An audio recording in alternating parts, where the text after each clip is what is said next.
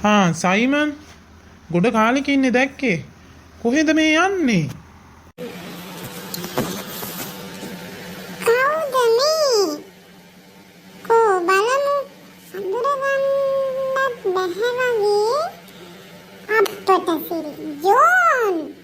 මගේ යාළුවා. හුඟ කාලෙකින්. මම ටවුමට ආව බඩු වගයක් ගන්න. ඒ අතර මම ඔයාව දැක්ක. මම ඒකයි ආවේ බලන්න. ඉතින් මොකද කරන්නේ? අනේ ජෝන්. ඉස්කෝලේ යන දවස්වල හොර පොල් කැඩුව නිසා ඉගෙන ගන්න උමනාවක් තිබුණේ නෑනේ අපිට.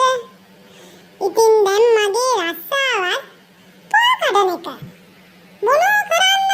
ඉගෙන ගත්තේ ඒකනේ ඉස්කෝලේ යන කාලේ. සයිමන් ඔයාට පුළුවන් ද මගේ ගොවි පොලේ වැඩට එන්න? ඔයා මගේ යාළුවනේ ඉස්කෝලේ යන කාලේ ඉඳලම. මං ඔයාට හොඳ ගානකුත් ගෙවන්නම්. මොකද කියන්නේ? අපි දෙන්න එකතු වෙලා එකට වැඩ කරමුද? ඔයා කැමතිද? අනේ ජෝන් කොච්චර හොඳද?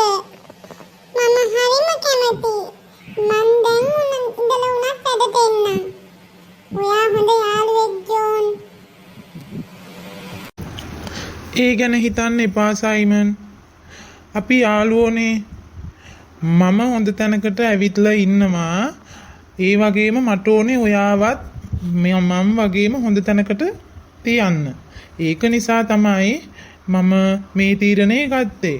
ඔයා දැන් සතුටු වෙන්න. ඔයා අද ඉඳන් පොල් ගස් නගින්න ඕනේ නැහැ. ඔයාට පුළුවන් මගේ ගොවි පොලේ වැඩ කරන්න. අපි හැමදාම හැමෝටම උදව් කරලා අපේ ජීවිතේ ඉස්සරහට අරයි යන්න ඕනේ.